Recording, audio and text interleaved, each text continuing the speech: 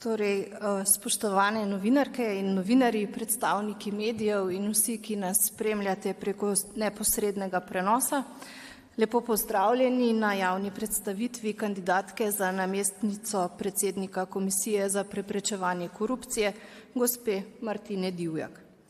Uvodoma bom predstavila potek izbirnega postopka, nato pa bom besedo predala gospe Divjak, ki bo, kot to tudi predvideva zakon, predstavila svojo strategijo razvoja in dela Komisije za preprečevanje korupcije ter podala morebitna dodatna pojasnila v zvezi s svojo kandidaturo.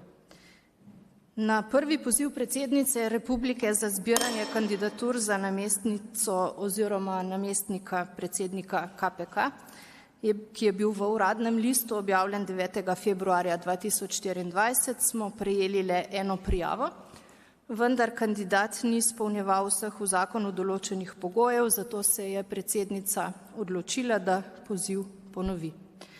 Tako je bil 12. aprila v uradnem listu objavljen ponovni javni poziv, na katerega pa je v roku prispelo 5 kandidatur.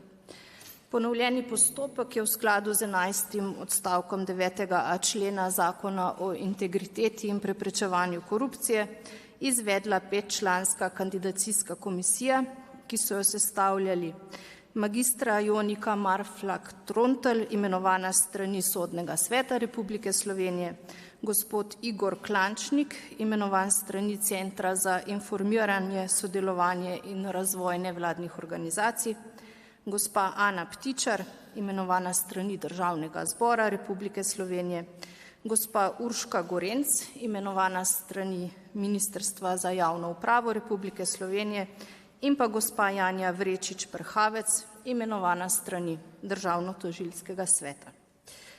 Po izvedenem kandidacijskem postopku je komisija na abecedni seznam kandidatov za funkcijo namestnika oziroma namestnice predsednika komisije, ki izpolnjujejo pogoje iz 1. do 7. alineje 1. odstavka 9. člena Zakona o integriteti in preprečevanju korupcije, skupaj s kratkim obrazloženim mnenjem o njihovi osebnostni primernosti in strokovni usposobljenosti za opravljanje funkcije, uvrstila 3 kandidate, s katerimi je tudi opravila razgovore.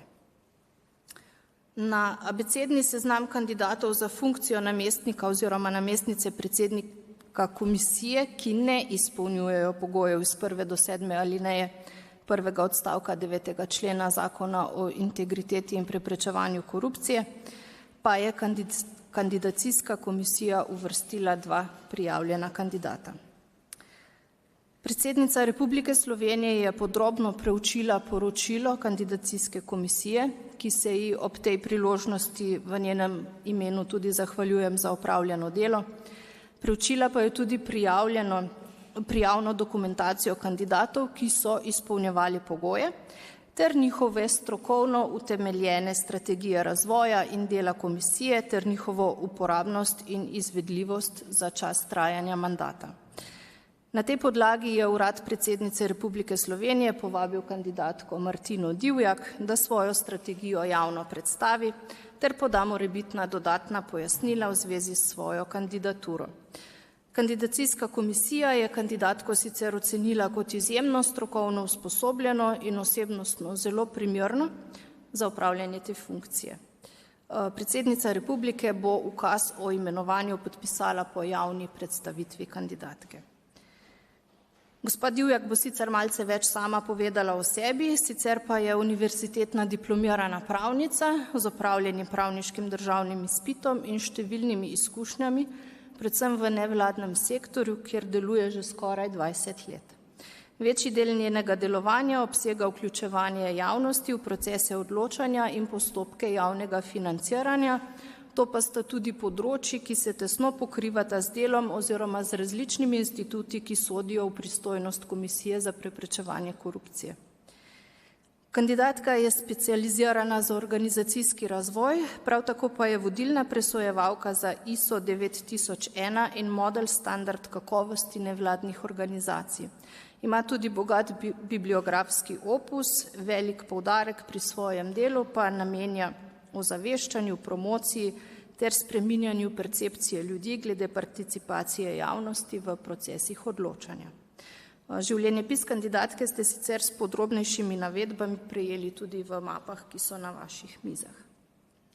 V nadaljevanju besedo predajam gospe Divjak, ki bo, kot sem napovedala uvodoma, predstavila svojo strategijo razvoja in dela Komisije za preprečevanje korupcije.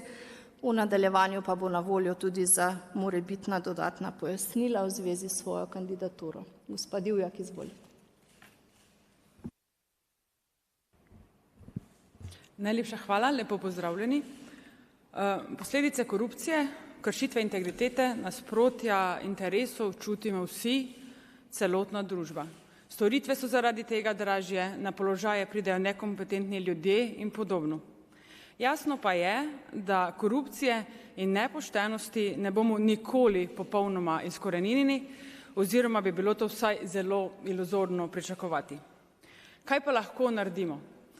Lahko zgradimo družbo, ki se bo takim praksam uprla. Boj proti nepoštenim in koruptivnim oblastnim praksam je namreč odgovornost vseh, ne samo Komisije za preprečevanje korupcije ali organov pregona. Kako lahko to naredimo? V osnovi z nalogami, ki jih KPK že opravlja. Na eni strani z nadzorom, torej preiskovanjem. Ti postopki že zdaj potekajo učinkovito in v tišini, stran od javnosti. In prav je tako. Natančno se mora namreč preveriti, zakaj je šlo, kaj se je zgodilo, da lahko potem odločitve komisije prestanejo presojo sodišča. In vemo, da je velika večina izpodbijanih odločitev KPK na sodišču potrjena. Sistem torej deluje. Verjetno se ga da še izboljšati, ampak na tej točki težko sodim, kako. Zato sem v svojem programu več pozornosti namenila drugemu delu, tako imenovani preventivi. Boj proti korupciji in nepoštenim praksam je tek na dolge proge, ultramaraton pravzaprav, da bi zaupanje v KPK še ukrepili in dvignili zavedanje ljudi o pomenu kršitev integritete, nasprotja interesov in škodljivih posledic korupcije. V svojem programu načrtujem, da bomo predvsem poenostavili in okrepili komuniciranje z javnostmi. To pomeni, da bomo uporabljali manj strokovn, manj tehničen, manj pravni jezik, ampak bomo na razumljiv način razložili, v čem je pravzaprav problem. Okrepili bomo komuniciranje preko družbenih omrežij, predvsem bomo pa izboljšali tudi komuniciranje rezultatov oziroma dosežkov komisije. Kaj se je torej zaradi dela komisije v družbi spremenilo? Okrepili bomo delo z mladimi, nadaljevali bomo delo s šolami, okrepili ozaveščanje preko kanalov in na načine, ki jih mladi danes uporabljajo. Učinki tega se bodo seveda pokazali šele čez nekaj časa, kajti mladi so tisti, za katere računamo, da bodo na eni točki naredili preboj, spremenili percepcijo in pa odnos družbe do teh vprašanj, podobno kot so mladi tisti, ki vodijo boj proti podnebnim spremembam. Na drugi strani bomo zelo intenzivno delali s tistimi, ki so največkrat priča korupciji oziroma jo zaznajo. To so uradniki. Uradniki so namreč tisti, ki ostajajo, funkcionarji se menjajo. Zato so uradniki pravi varuhi javnega interesa, prepoznati morajo to odgovornost in odreagirati, ko je potrebno. Okrepili bomo komuniciranje z mediji. Želela bi si, da bo komuniciranje z mediji obsežno, aktivno. Ob odmevnih primerih bomo organizirali tako imenovane briefinge za novinarje, da jim bomo pomagali razumeti glavne probleme posameznega primera. Rada bi se namreč izognila populističnemu poročanju o denarnih zneskih, ki so bili vpleteni, in ga obrnila v poročanje o dejanskem problemu. Se pravi, zakaj se je določen primer zgodil, katere varovalke so popustile, kaj bi bilo treba spremeniti. Okrepili bomo sodelovanje z nevladnimi organizacijami in gospodarstvom, okrepili bomo uporabo načrtov integritete, ki pa jih je potrebno poenostaviti in pa osrediniti na bistvene kritične točke. Zakaj vse to? Da bi tisti, ki korupcijo zaznajo, kršitev dejansko prijavili in ne molčali. In zato da bi odločitev o kršitvi izvala ogorčenje javnosti, ki bi od kršitelja terjala odgovornost, umik iz političnih in javnih funkcij, če že sam te odgovornosti ne čuti. Skratka, v svojem programu prisegam na preventivo. Ob tem pa bi vendarle izpostavila obstoječi zakonski okvir, ki je relativno dober, a kljub temu so se v praksi pokazale pomanjkljivosti, ki bi bilo potrebno čim prej odpraviti. Na primer, ureditev instituta nezdružljivosti funkcij na enem mestu, zagotovitev pravne podlage za javne objave sprememb premoženja pri najvišjih funkcionarjih, določitev sankcij za kršitev integritete in ugotovljenega dejanskega nasprotja interesov, podobno kot je recimo to že določeno v zakonu o SDH. Naj se dotaknem še notranjih procesov, kajti ob zunanjem zaupanju je pomembno tudi notranje zaupanje, to je občutek pripadnosti zaposlenih. Po sprejemu zakona o zaščiti žvižgačev se je komisija reorganizirala. Poroča se, da se je posledično okrepilo tudi sodelovanje med posameznimi oddelki. To kohezivnost pa je potrebno še okrepiti in poskrbeti, da bosta nadzorna in preventivna funkcija komisije usklajeni in da bosta drugo podpirali. Skratka, delali z roko v roki. Posebno pozornost je potrebno nameniti motivaciji zaposlenih, spodbujanju pozitivnega vzdušja v ekipi, predvsem preko konstantnega prepoznavanja opravljenega dela in doseženih rezultatov. Za konec naj poudarim, da močno verjamem v Komisijo za preprečevanje korupcije, v njeno funkcijo in v njeno poslanstvo. In prepričana sem, da lahko svojim znanjem in izkušnjami pomembno prispevam k uresničevanju tega poslanstva, morda včasih tudi z malo drugačnimi pogledi. Najlepša hvala za pozornost. Kot rečeno, dobili ste tudi moj program v vaše mape, bom z veseljem odgovarjala na vaša vprašanja. Hvala. Tako, najlepša hvala za predstavitev. V nadaljevanju je čas za vaša vprašanja. Odgovarjali bomo sproti, se pravi na vsako vprašanje posebej. Vljudno vas prosim, da vprašanja postavljate o temi, zaradi katere smo se danes zbrali. In pa preden zastavite vprašanje, vas prosim, da se predstavite in poveste, iz katere medijske hiše prihajate. Hvala in izvolite.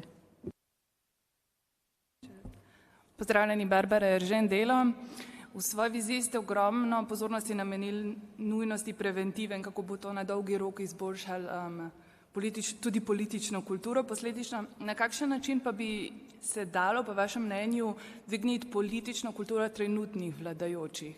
Ker gledamo poskuse diskreditacije KPK tako z leve kot z desne, niso še minila 3 leta, odkar je zadnja vlada poskušala oziroma razmišljajo o ukinitvi KPK kot samostojnega organa. Pričakovati je, da bo to debata tudi pred naslednjimi parlamentarnimi volitvami. Ja, hvala za vprašanje. Zagotovo, kot veste, KPK je v svojih 20-letnem delovanju doživlja tako spone kot globoke padce. Glede na to, da se trenutno KPK napada tako z leve kot desne, to pravzaprav pomeni, da KPK dela dobro. In to je pravzaprav tudi razlog, zakaj sem se odločila, da kandidiram.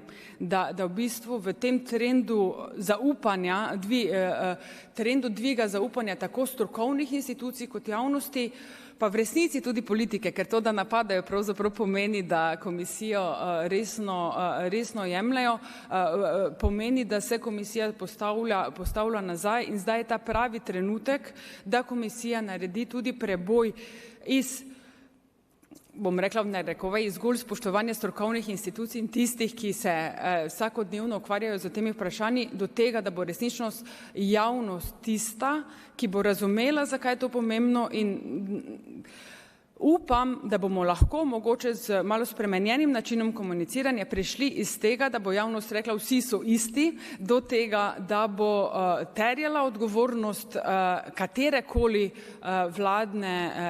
vladne garniture, ki ne bo spoštovala zakona oziroma ne bo ravnala pošteno. Arjan Savic, Nova 24 TV.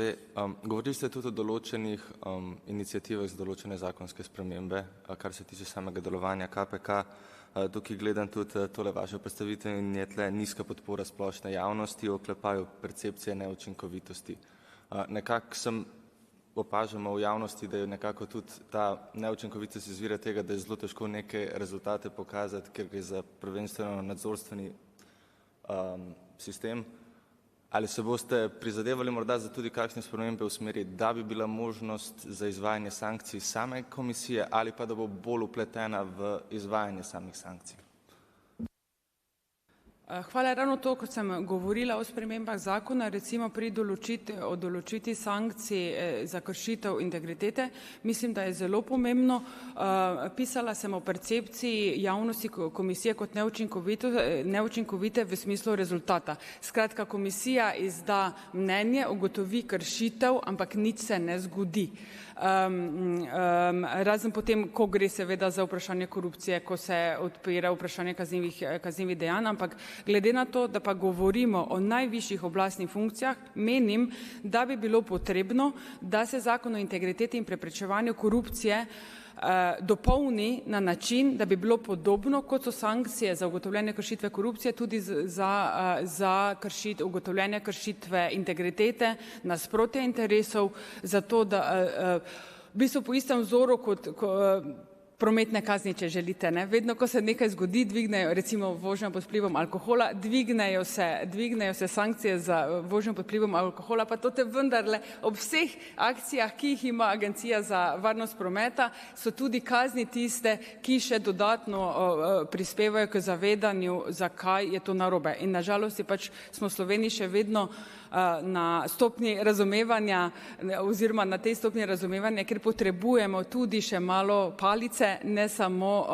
samo razlaganja, in zato menim, da je treba oboje kombinirati. Na eni strani ozaveščati cel čas, se pogovarjati, zakaj je to pomembno z različnimi skupinami, hkrati pa zato, da bo komisija še močnejša, če želite, potrebuje tudi dodatne pristojnosti, kajti zadnja sprememba zakona, ki je te določene pristojnosti dala, se je izkazala v resnici za zelo, zelo pozitivno. Mogoče bi imel samo še vprašanje glede posvečanja več pozornosti o zaveščanju samih uradnikov oziroma birokracije. Zdaj, kako to zares izvesti? Govorili ste o tem načrtu, kako bi to pri mladih nekako skozi generacije, skozi leta se to nekako zavestilo pri njih, kako pa te, ki so že na položajih, ki vseeno nosijo zelo veliko moči znotraj našega državnega sistema, kako na njih pritisniti, da ne zapirajo oči, ko vidijo korupcijo, da sami niso upleteni v korupcijo oziroma kršenje integritete? V vseh državah, ko se uvajajo novi mehanizmi, ko so določena pravila, recimo, vključevanje javnosti, presoje učinkov predpisov in podobno vseh institutov, grejo zakoni vedno z roko v roki s treningi.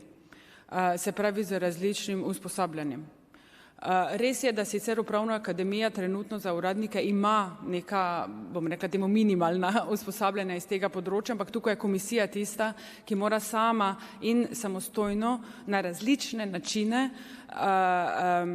se pogovarjati z uradniki preko različnih tehnik treninga, obstajajo različne metode, kako v bistvu uradniki preko, dela v skupinah, igre vlog, v bistvu dojamejo, zakaj je pomembno, da prevzamejo to odgovornost in da niso tiho. Hkrati je pa tukaj zelo seveda velik poudarek potrebno dati Zakon o zaščiti prijaviteljev, kajti v resnici so uradniki tisti, ki se morajo počutiti dovolj varno, da lahko v bistvu določene informacije oziroma določene podatke prijavijo komisiji in se lahko postopek začne. Tako da na eni strani treningi, na drugi strani pa čim več pogovarjanja o Zakonu o zaščiti prijaviteljev.